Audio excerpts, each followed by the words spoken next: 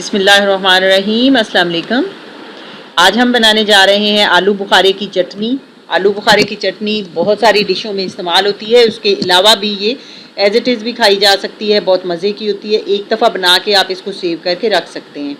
तो इसके लिए आलू बुखारा मैंने एक पाव लिया है, रात भर उसको भिगो दिया और रात भर भिगोने के बाद आप देखें आलू बुखारे का साइज़ भी काफ़ी बड़ा हो गया। ड्राइड आलू बुखारा था। चीनी 1 कप ली है, नमक 1/4 टीस्पून हमने लिया है, इसमें हल्दी 1/4 टीस्पून ली है और विनेगर वाइट। तो ये हमने शिफ्ट कर लिया है इसमें कढ़ाई में। चूल्हा जला देंगे। साथ में एक्स्ट्रा पानी मैंने डाला है, तकरीबन 1.5 किलो के करीब पानी मैंने इसमें सारा यूज़ किया है, कुछ भिगोते हुए और कुछ एक्स्ट्रा जो डाला है वो। तो इसमें नमक और हल्दी शामिल करेंगे।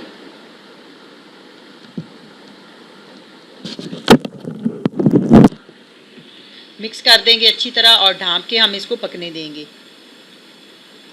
तो ये मीडियम आग पे हमने इसको पकने दिया है। तो ये आप देखिए 15-20 मिनट इसको पकाया है तो इतना पानी रह गया। ये मेरे पास बादाम थे, बादाम मैंने छिलका उतार लिया है भिगो के। साथ ही चीनी भी डाल देंगे।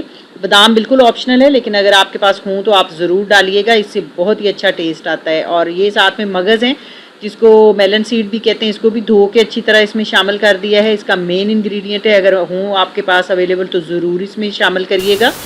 तो फिर से ढाँप देंगे और पकने देंगे।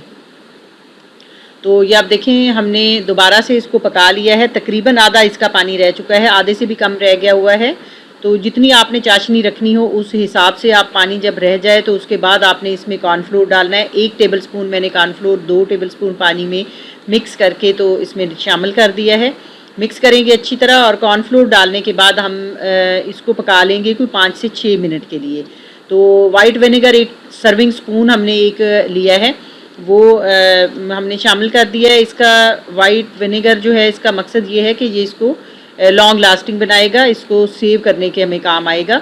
तो ये मैंने रेड फूड कलर डाला है, ऑप्शनल है बिल्कुल। वैसे भी इसका बहुत अच्छा कलर आ गया है, लेकिन अगर आप डालना चाहें तो आप भी डाल सकते हैं।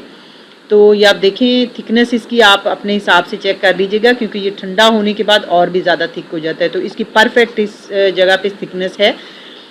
तो अब हम इसका चूल्हा बंद करेंगे और उतार लेंगे। तो ये आप देखिए ठंडी होने के बाद और भी ज़्यादा थिक हो गई है। बहुत ही मज़ेदार ये होती है खाने में और देखने में उससे भी ज़्यादा अच्छी लग रही है। ज़रूर बनाइएगा, ज़रूर ट्राई करिएगा। इंशाल्लाह मुझे पूरी उम्मीद है आपको पसंद आएगी। और एक दफ़ा आप इसको बनाएं तो ये महीने से ज़्यादा आप रख के इस्तेमाल कर सकते हैं। रेसिपी अच्छी लगे तो चैनल को ज़रूर सब्सक्राइब करिएगा, लाइक और शेयर करना मत भूलिएगा। कमेंट करके ज़रूर बताइएगा कैसी बनी आपसे ये डिश, और साथ ही साथ दुआओं में हमेशा याद रखिएगा। अल्लाह हाफिज़।